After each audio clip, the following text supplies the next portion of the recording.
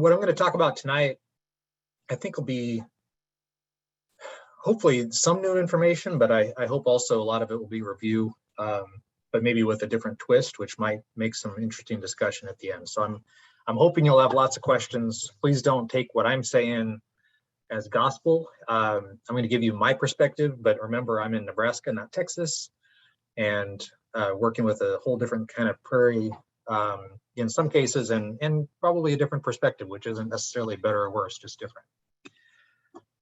So I want to start out in the obvious place, which is to talk about sunflowers. And I want to do that because in Nebraska, we have 9 different sunflower species. 2 of them are annuals, 7 of them are perennials. And we also have a lot of other plants that are similar to sunflowers in terms of what they look like, the kind of resources they provide. But sunflowers are important for some species because they are hosts to those species, and those species are pretty picky about where they eat or what they do. So this bee is an example of a species that relies on sunflowers, that won't feed on anything else. But there's other things that are specialists on the seeds or the stems or the leaves or other parts of sunflowers too. But in addition to that, there are a lot of generalist species that use sunflowers because sunflowers are really generous with their resources. They make their pollen and nectar really easy to get. They put it out there right out in the open, and they allow pretty much anybody to come and get it who wants it.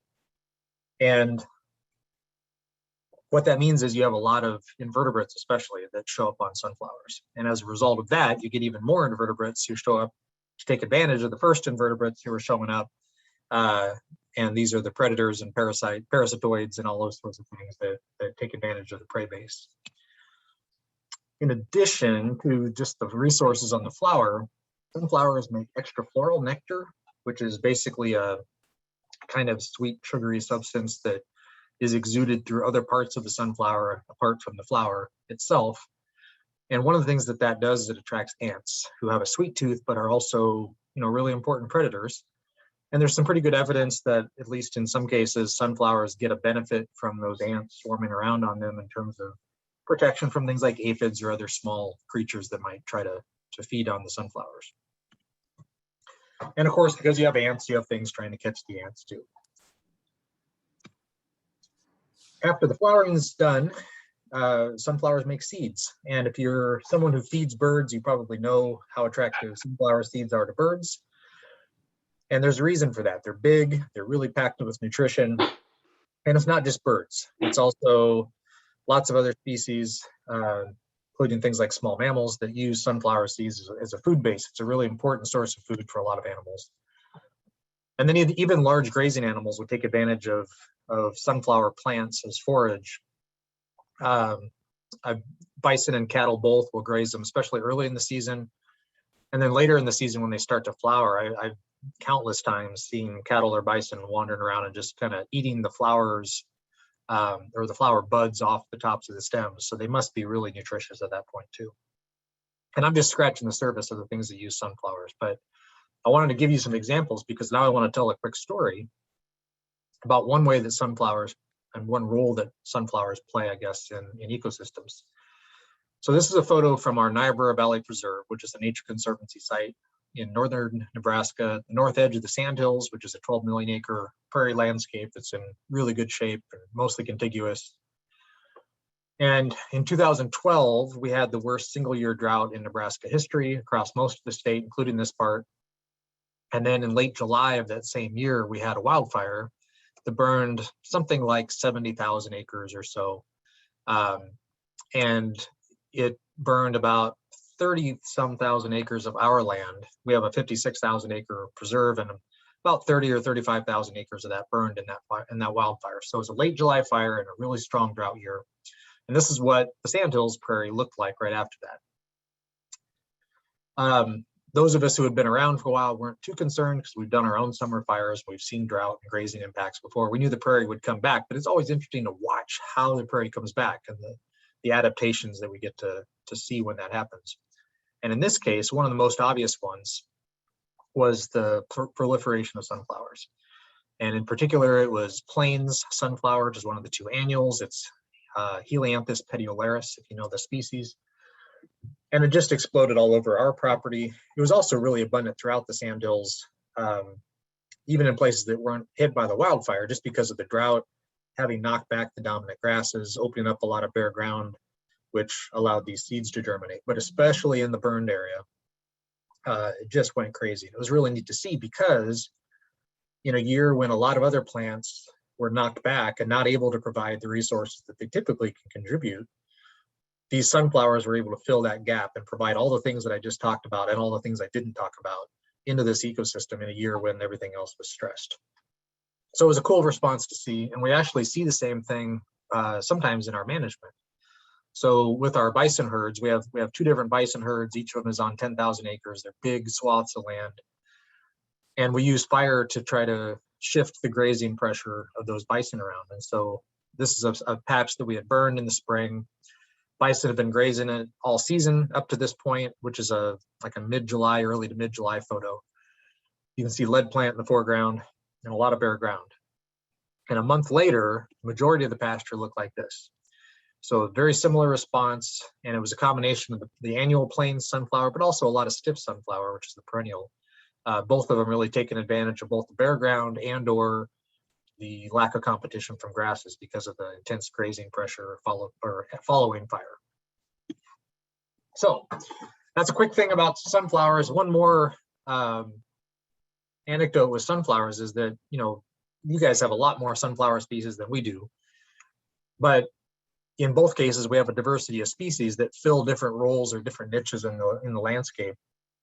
And that's an important thing, I think, because given the importance of sunflowers and their contributions, we can find a sunflower in just about every situation. So almost every prairie in Nebraska, if it's in reasonable shape, is going to have some kind of sunflower growing on it, and probably a couple different kinds, which is nice. And then the second thing that's important is, as climate continues to change, it's really likely that we'll still have sunflowers in each of those prairies, although they might be in different parts of the prairie, right? So there'll be some shifts probably in habitat use, but because of the diversity, we're still going to have them. And all this is going to be really important in terms of ecological resilience, which we're going to talk about here in a minute. And the second example I want to give, just to lead up to that, is to talk about milkweeds. And in Nebraska, we have 17 different milkweed species, all different colors and shapes and sizes. They're important for pollinators, of course, including regal fritillary butterflies, but also bumblebees and bee flies and wasps and lots of other things.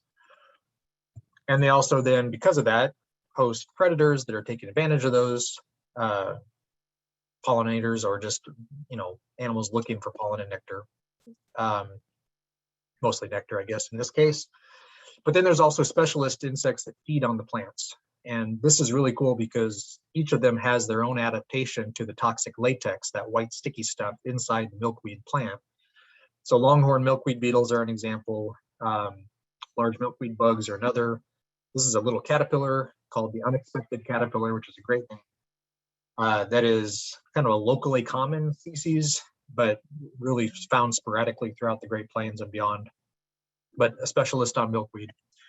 And then, of course, monarch butterflies, which will feed on all of those 17 milkweed species that we have in Nebraska. But they have preferences. They tend to like common and showy milkweed the most, and some of the other bigger ones like Sullivan's milkweed.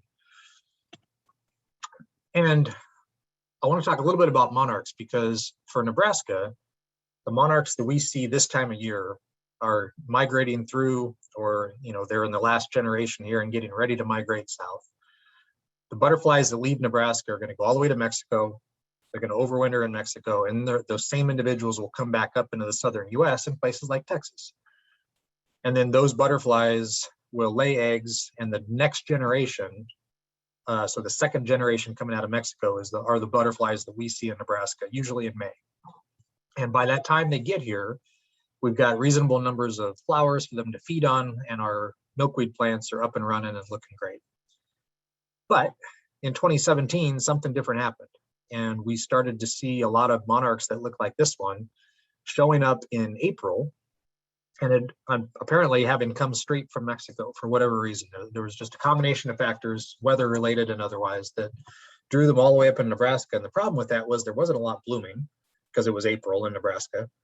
So we saw them feeding a lot on things like dandelions, which is not normally one of their preferred food plants. And then they were trying to find a place to lay their eggs and desperately looking for a place to lay their eggs.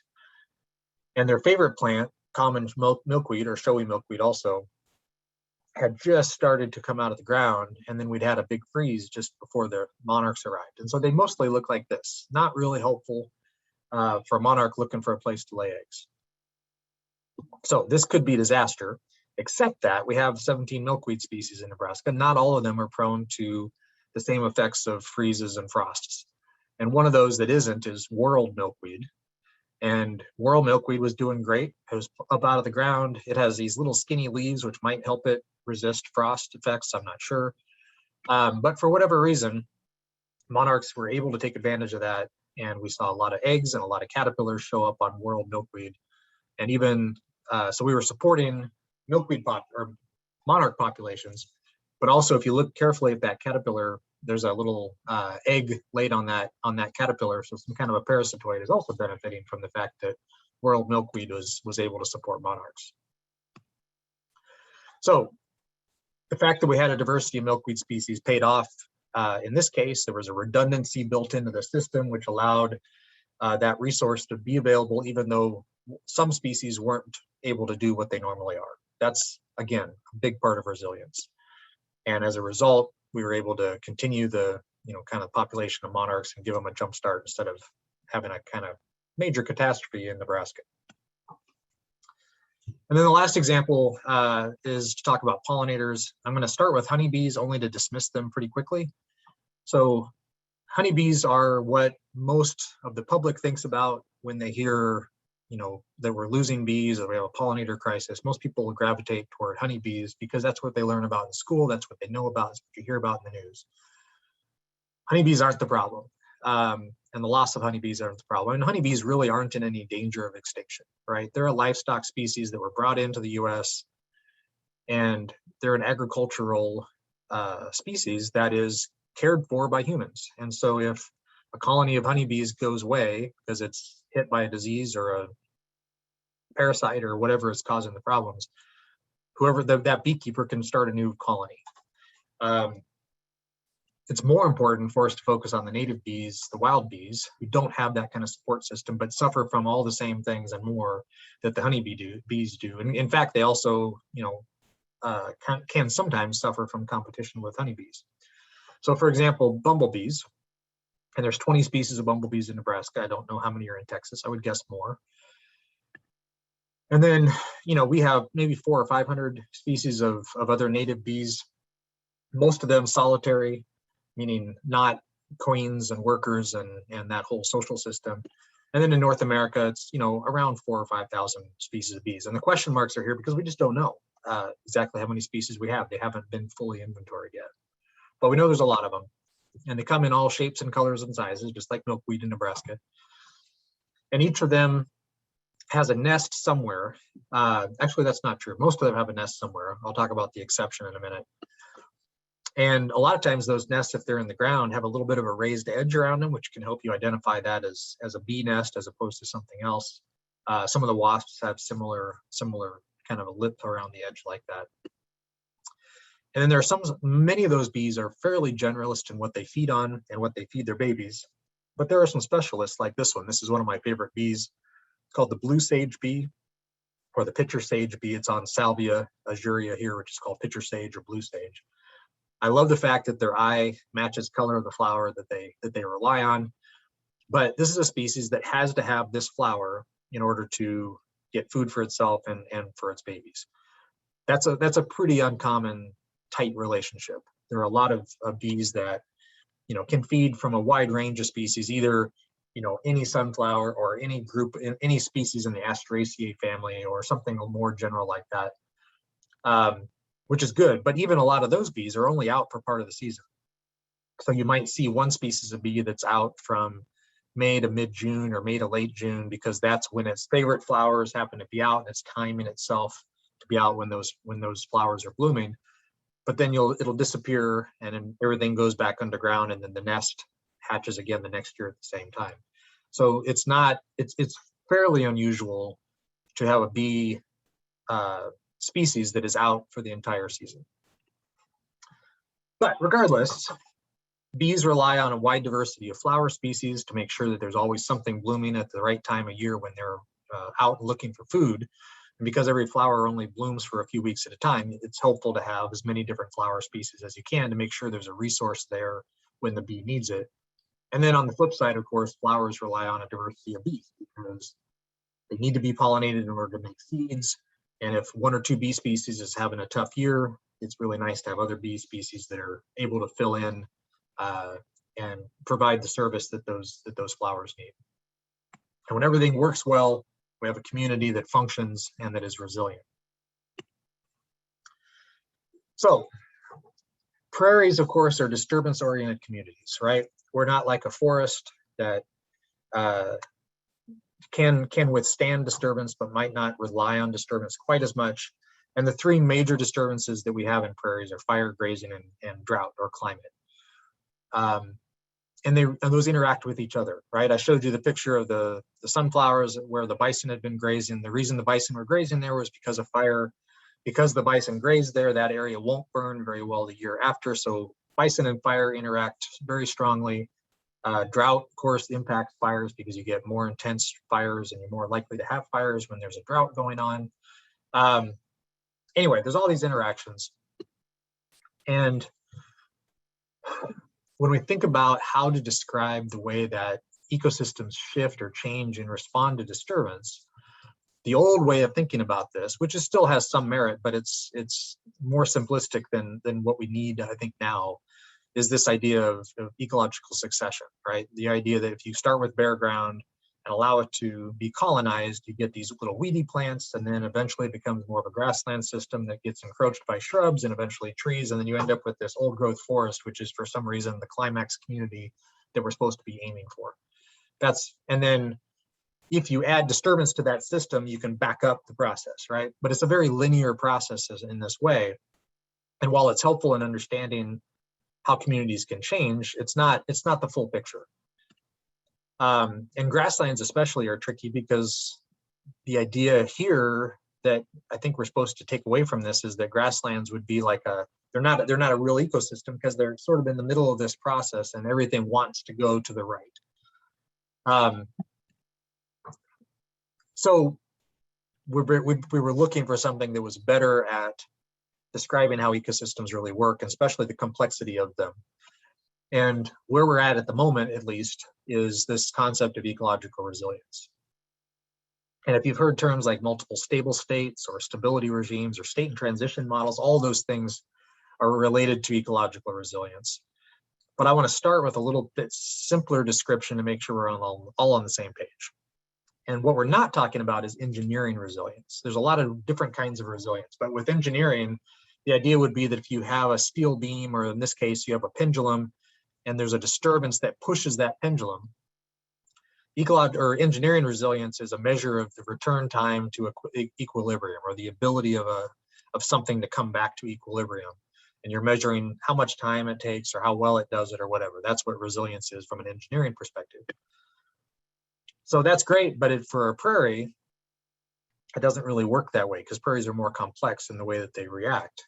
Although I think engineers would argue that things are more complex than I just described them too. But in a prairie system, when fire and grazing and drought push a prairie in a certain direction, it's not probably going to come back to looking exactly like it did or right before that disturbance happened. That's not the way nature works. So we need a better model or a better metaphor. And the one that I like best is the idea of a ball and a bowl. So you have a ball, which is your prairie, and then you have a bowl, which is the stability regime or the range of stability that prairie can be in and still maintain itself as a prairie. So the idea would be that within that bowl, a prairie can be moved by disturbances, shifted around within that bowl, pushed around by climate, fire, grazing. But as long as that bowl remains within the stability regime, so it doesn't have to look the same every year, it can have very different appearances, different composition of species in terms of who's dominant, who's not. But as long as it's within the bowl, it maintains its integrity, its core functions, and it's still that same prairie. But if we push it too hard, or if something pushes it too hard, it leaves that bowl and it enters another bowl and becomes a different entity of some kind. And it can be resilient in that new entity, right? It's in a bowl that has some resilience built in, but it's not the same kind of prairie we were. And most importantly, it's really hard to go backwards.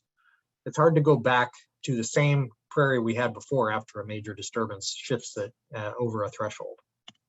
So,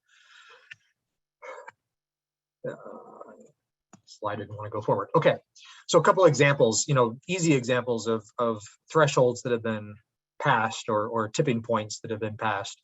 When you take a prairie and turn it into a cornfield or a soybean field or something like that, it's clearly not the same prairie. It's in a different bowl, right?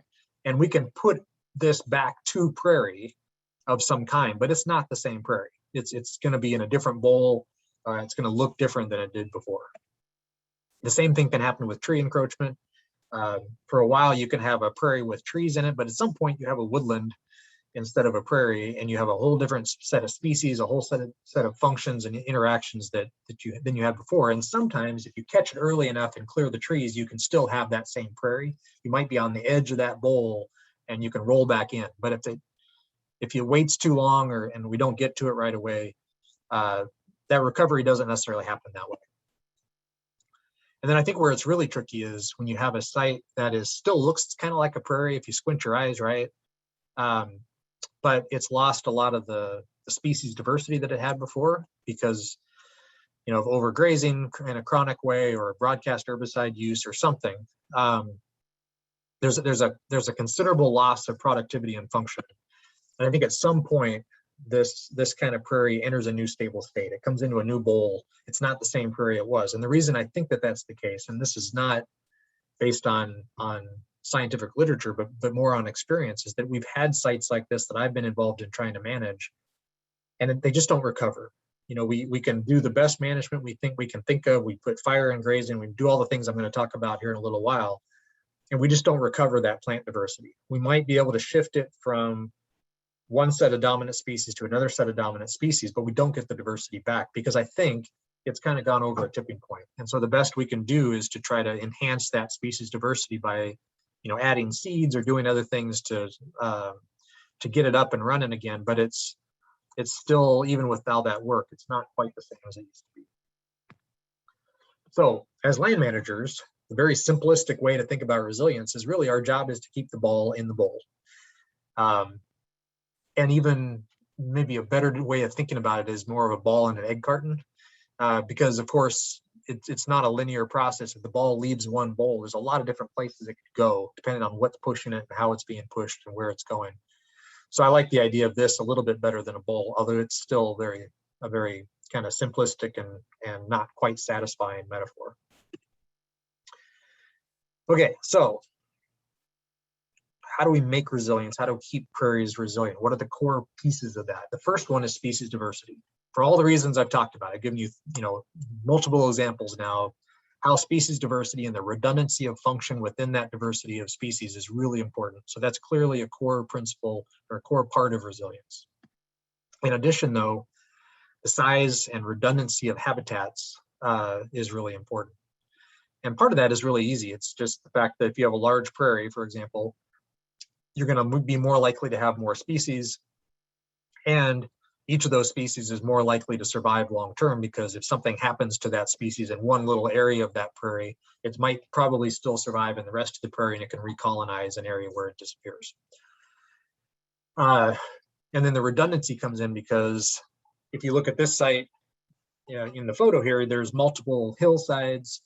And so you might have a species that really needs or thrives best on south-facing slopes. And then here you have multiple examples of south-facing slopes. So again, if you have a population of plants, for example, or an ant colony that disappears from one south-facing slope of a hill, there's other south-facing slopes of hills nearby that it can recolonize from. And then the third one, which is connected to that, no pun intended, is habitat connectivity. Meaning that if you don't have size, at least we can have some connectivity so that species have a chance of moving from one place to another across a landscape, even if it's not contiguous habitat. And then on the flip side, the strategies that promote ecological resilience are probably obvious too, right? The first one is don't mess it up in the first place if we can help it. Prevent the loss and fragmentation of the grasslands that we still have left.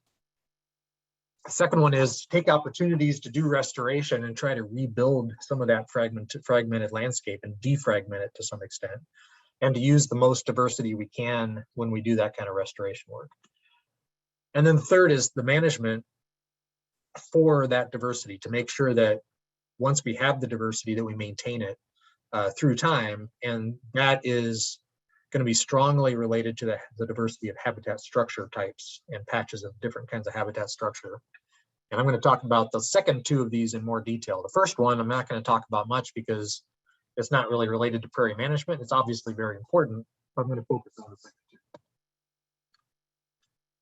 So if you have a landscape that is intact and large, like the Nebraska sandhills, we have many fewer problems, and it's much easier to maintain resilience. But once that habitat gets broken up into little pieces, you end up dealing now with these little isolated fragments, right? Some major pressure. Species don't do well in small patches. It's hard to make them or to allow them to hang on, even with really good management. And so this is where restoration can come in. And when we talk about restoration, I'm not advocating that we take, for example, landscapes full of farmland and turn it all back into prairie. That doesn't make any sense. We need farmland also. But what I am saying is that I think there's opportunities where we can take isolated patches and make them just a little bit bigger or just a little bit more connected to their neighbors in a way that can make them more viable, make their species populations more viable, and build resilience. And so that kind of restoration that sort of augments what we have can do several things. It can make remnants function as bigger pieces, which makes them more resilient, makes the populations there more likely to survive. You can reduce the amount of edge. And what I mean by that is things like tree lines along the edge of a prairie, or other kind of stresses along the edges, whether that's crop fields or roads, things that either cause animals to avoid them or are entryways for invasive species, or that can increase predation or other impacts that can really reduce species viability. So reduction of edge can be really important. And then again, reconnecting those remnants together, either directly by making habitat that physically connects them, or just by putting more habitat in the landscape to make it more likely that at least some species can stepping stone hop their way from place to place. So when we think about restoration, especially prairie restoration, there's a couple different metaphors I think that can apply. The first one is the idea of a historic building. And one example I use for this is Ford's Theater, where Abraham Lincoln was shot. And my family went there and visited when my kids were young. And it was really neat to see it because you could sit in Ford's Theater and be in the seats and look across at the balcony where Lincoln had sat the night that he was assassinated. And you could just visualize that whole scenario, and it was a really powerful experience. That's despite the fact that the building that Ford's Theater is in now has almost nothing left from the original building. It was turned into a federal office building for a while, and then that burned, and everything but the shell sort of collapsed in the fire. And then they rebuilt it. And the purpose of that restoration project was for education, right? They wanted to make it exactly like exactly like it was as much as they could. So they used the same materials that a clearly defined outcome for that kind of restoration, which is great for that purpose, but it doesn't really fit what we're trying to do, I don't think, with ecological restoration and with prairie restoration. There, I think the better metaphor is the restoration of a city after some kind of a catastrophe. So in that case, whether it's a hurricane or a flood or whatever it was, war, whatever it was that destroyed the city, when you start that restoration process, you don't have a clear outcome of let's make it exactly what it was before. Let's make every building look exactly like it was. All the streets look the same. The important thing is we got to get transportation up and running. We have to get communication systems built. We need law enforcement. We need all these things sort of resurrected in some form that functions, right? And so the final product is really flexible. It's the function that matters, not the structure as much. And it doesn't have to look like some preconceived notion. It just has to be something that works. And I think that's where we're at with prairie restoration is we are trying to rebuild a system of remnant prairies connected by restored habitat. And what we really want out of that is a healthy community that's resilient. And there's a lot of ways we can get there. And one of the things that's important, of course, is don't skimp on diversity. So if you're doing seed harvesting, you're buying seeds, get as much as you possibly can at the start, because it's really hard to increase diversity later compared to, get into in right away in most cases. So the objectives that we have for the restoration work that I've been involved in during my career are these two. So enlarging and reconnecting habitat areas, and then the second one, which follows on that, is getting the resilience within the entire landscape to be than it was before. And so here's an example at our Platte River prairies in Nebraska, along the Central Platte River. This is where I've spent most of my career, is where I was a land manager for about 10 years before I started doing more and more science. But on this particular tract of land, we have 635 acres that have been restored. Those are the solid green patches here. The hatched areas are remnant prairies. So you can see that we've sort of filled in some of the gaps between those remnants and added some wetland habitats back in there at the same time. And we used really diverse seed mixes. So we harvested our own seed. We were aiming for at least 150 species each year. We got as high as, I think, 205 one year. And then if you look at across all of those patches, we found more than 250 plant species. Some that we didn't plant, a lot that we did, and some that show up in one place and not others. But there's a diversity of species across that landscape, just in the plant community side of things. And so as we try to figure out whether we've done a good job, one of the things we want to make sure is that we still have that same plant diversity, 20 years later on a lot of these sites. And so I've done a lot of data collection over time. Here's a graph from one particular planting that was put in 2002, and then I've looked at it every year since 2004. And what I'm measuring here is mean FQI, or floristic quality. And what that basically means is I go out with a bunch of square meter plots and I measure the number of species and list the species in a bunch of little plots across the site each year. And then I run a calculation that kind of combines species richness or diversity with some extra qualifications about whether it's a species that is really tied to a certain habitat type or not. That's not as important. The important thing here is to look at the stability over time. And you remember earlier I talked about the year 2012 being the worst single year drought in history. So look at 2013 and you can see that our diversity dropped for 1 year, but then quickly rebounded, and we've come back up to where we were. So we had a kind of a ramping up during the establishment period, and then from then on it's been really stable, regardless of the fact that we've done a lot of fire and grazing disturbance on this site. We've had a lot of drought and wet periods come through. It's had standing water a foot deep for weeks at a time on it. We've grazed it down to bare ground a couple of times. It's still maintaining its species diversity of plants, which is great. And we can look at individual species there too, whether it's stiff sunflower or white prairie clover, and you can look at the fact that those species go up and down, but they're still in the system 20 years later. So I think that that's one indication of ecological resilience. In a restored patch, we've been able to maintain a plant community through a lot of different kinds of disturbance. That's a great sign. But the point of restoration was not to create these little prairies. The point of restoration was to reconnect the landscape. And so we also want to look at things like animals in those little remnant prairies next door and see if those same animal species are moving into and hopefully through the restored habitat so that the area functions as a larger, more connected habitat. And so in that way, we've looked at small mammals and ants and bees and grasshoppers so far. And basically all we've been able to do is some inventory work just to see, are we finding the same species in the restored habitats that we found in the remnant habitats?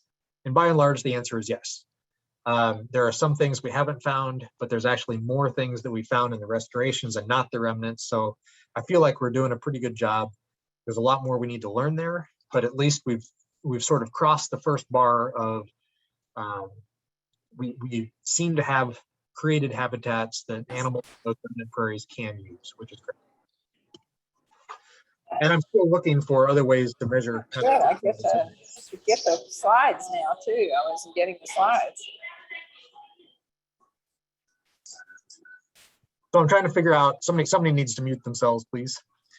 We've got ideas of how to look at connectivity. I'd love to look at gene flow but those are things that I can't do myself, and I haven't found the right partner to help me with them.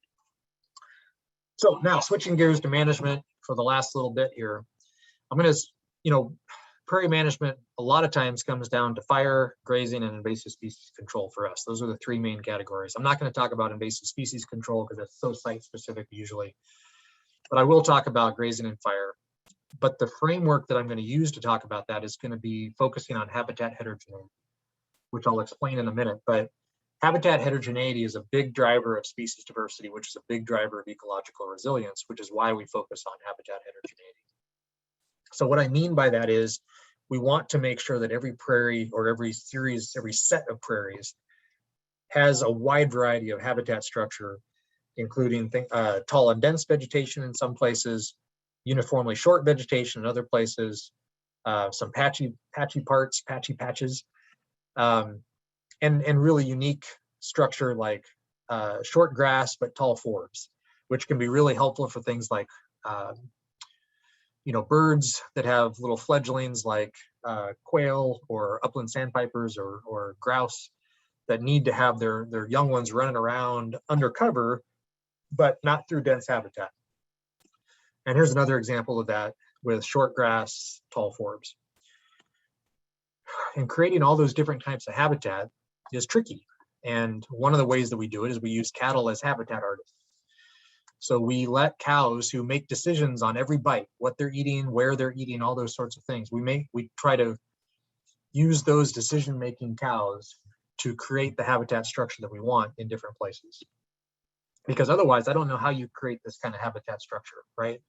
If you're really good with a weed whacker and have a lot of time and patience, maybe you can do something like this, but it's a lot easier with grazing animals. So this is a site that was burned in the spring. Cattle have been grazing it at a moderate stocking rate. They're eating their favorite plants. They're not eating all the plants. And as a result, you get this really neat split in the architecture of the prairie habitat, which is a unique and really valuable habitat structure that matters a lot for a lot of different species, including what I talked about earlier, but also insects that need to thermoregulate so they can move from sun to shade very quickly within a small area and get what they need. They can be under cover. They still have a lot of plants to feed on, but they can move out into the sun. It just matters for a lot of things. Grasshoppers, for example, there's a lot of grasshopper species that thrive best in this kind of habitat structure. So there's a lot of different habitat types. Why do we need them all? And the answer is that there's species that need each of them, right? So within the bird community, you have different birds that need different kinds of habitat structure. The same is true for grasshoppers or other insects. And the same is true for plants. So you've got some plants that are going to do really well when there's not really any disturbance, right? They can compete very well on their own terms. So something like big blue stem can be kind of a gorilla in the room, can take over. Nothing's really going to push it out of the way. It'll be just fine. But there's other species like curly cup gumweed, which is an important native opportunistic plant that needs something to knock back the competition from other species like big blue stem in order for it to thrive now and then. And so what happens if we need all those species, or we want all those species on your prairie? How do we do that? And the answer, I think, at least what we think are at this point, is this idea of a shifting mosaic of those habitat patches. And there's two components of that, right? You've got the mosaic part, which means you have a lot of different patches of those different habitats, but the shifting part is also really important. So you want to provide all those different habitat structure types, and you put them out on the landscape, but then every year or every season, you want them to move around so that you don't always have the same habitat structure, the same growing condition for plants in the same place. You want to move that so that everybody gets a chance for something different now and then. Here's an example of what it can look like on the ground. This is actually my family prairie. Here's a Nature Conservancy site where we've kind of tried to put this into play. And so in one 200-acre prairie here, we've got areas that are being really short grazed now. We've got areas that are recovering from that grazing. You can see all the yellow sunflowers in the background there. This is on the Central Platte. You got patches that have that patchy habitat structure I showed you, and then you've got areas that are really tall and dense. But if you come back to this prairie the next year, this is going to be different. So the short grazed area is going to be the recovering patch next year. The moderately grazed area is going to be intensively grazed. and the tall and dense will get some grazing, and that just sort of shifts around the landscape. So if you're a plant, you're going to get your favorite habitat conditions or growing conditions every 4 years or so. And if you're an animal that can move fairly well, you can go somewhere in this 200 acres and find the habitat that you like best. And if you're not mobile enough to do that, your population just has to hang on for a few years, or maybe for 1 year to get through the type of structure that you like least, and then you can recover from that. So here's what it looks like on the ground, or can look like on the ground. Here's a site that was burned and grazed. This is, again, the Platte River Prairies. So this is in the middle of a intensive grazing year after a fire. It's a July photo, and you can see that, you know, a lot of the grasses have been grazed hard enough, they're just giving up. It's like, it's too hot, it's too dry. I keep getting grazed every time I stick my head up out of the ground. I'm just done. Here's the same exact site a year later. And what you can see is that there's this big recovery of wildflowers that are taking advantage of those grasses being really stressed from the previous year. This is a July photo, and most of the grasses you see are things like big bluestem and Indian grass, which can grow, you know, 6 feet tall. But in this year, the most they got up was about 10 inches tall. And they just didn't have the footprint that they had before. They didn't have the competitive ability they had the year before, and then allowed this profusion of wildflowers to come in and created a habitat structure that's very different than either tall or short. And then right across the burn break where we didn't burn, cows had access to it, but they didn't graze it very hard. You had this tall, dense habitat. So we've got everything that we need within a pretty small space. So we've also looked at the plant communities, which I mentioned earlier. The pictures I just showed you were from the site that I showed you the plant graph. So we've been able to measure the impacts of that on plants very directly. And they seem to be, again, pretty resilient to that kind of management from the plant side. And I know that we're creating a really nice diversity of habitat types too. So the last thing I want to talk about is small prairies, because there's some really considerable challenges that come along with small prairies and management. And I don't have all the answers to this, because I don't think there are answers to some of the questions we have about how to keep small prairies in good shape. But I've developed this little flow chart that I hope will be helpful. And the first question is, can you make the prairie bigger? Because if you can, you should do that. Anything you can do to make the prairie bigger by expanding it into the neighbor's land, buying it, getting it conserved, working with your neighbors on habitat project, whatever you can do is going to make a huge difference. It's the most important thing you can probably do for the long-term survival of a small site. If you can't, you can't. So if you can't, and you're stuck with a small patch, you have to think, I think you have to decide whether you're going to try to manage for a particular species or a couple of species that are rare in nearby areas, and you want to prioritize your management for those species, or if you're going to just try to manage for as many species as you can. If you choose the rare species, that's going to be really challenging. And I'm not saying it's the wrong answer, because sometimes it's the only thing that makes sense because their species don't have anywhere else that they live. But boy, when you're trying to optimize management for one species or a small set of species, what ends up happening a lot of times is you end up managing against other species, and then you lose diversity, and that's the support system for the species you're trying to save. And so the system kind of falls apart around you as you're trying to manage for a particular species. So it's not necessarily the wrong answer, but it can be really tough to do. And I think a lot of times it makes more sense to manage for the most diversity that you can, try to keep as many species going as you can, because that's going to make sure that the entire prairie survives as long as we can, and in as good shape as possible. And if you're going to do that, that's where you get into this shifting mosaic, or at least try to vary the management from year to year as much as you can. But it's hard to do that on a small site, right? You've only got so many acres, and so your patches are going to be small.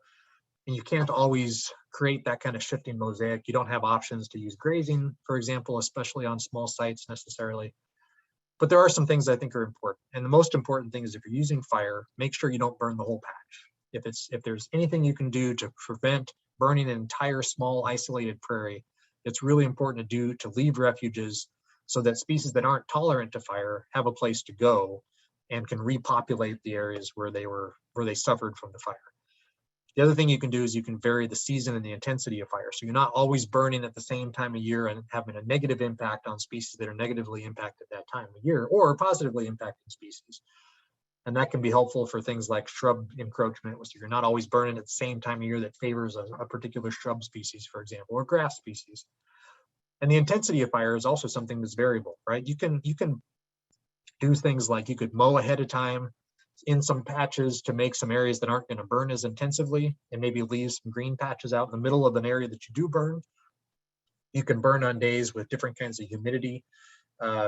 So you burn on a higher humidity day, maybe you'd have a patchier burn, or leave a little more thatch out there afterwards. There's things you can do to create variability, and those are important. If you're haying or mowing, it's really the same sort of thing, where you try to, don't mow or burn the whole thing, or mow or hay the whole thing at the same time, and do as much as you can to vary what you're doing. So we have this sentiment, I think, along with a lot of us, we like to make straight lines, square patches, things like that. There's no rule that says you have to create those kinds of patches. You could go out into a small prairie and you can make little zigzag mowed trails through it. You could mow patches here and there and leave other areas unmowed. You could mow some areas high and some areas low. All of those things that can be valuable in terms of creating a lot of different habitat conditions for animals and different growing conditions for plants, to kind of keep that competitive balance a little bit off balance. And then with brush and invasive species, man, small patches are so hard, because especially if you're surrounded by other areas with a lot of woody plants, for example, that pressure just comes in hot and heavy, and there's not a lot you can do except just fight continually. So good luck. God bless you for doing it. It's just really hard in small sites. I don't have an answer for that. So to wrap up then, just to recap everything in one slide, with ecological resilience, habitat protection is super important. And then with restoration and management, it's really about species diversity, trying to increase size and connectivity, and then habitat heterogeneity, so that we can maintain that species diversity over time. So I'll end it there. At the bottom here is my blog, The Prairie Ecologist. If you're interested in these kinds of topics, it's pretty much all I talk about. On my blog, a lot of natural history, photography, and stories as well. And I've written 2 different books. The one on the left is kind of a management guide to prairies, and then the one on the right is the square meter project that Gary talked about earlier. So with that, I'll shut up and we'll see if anybody else wants to talk, and let's hopefully have a discussion.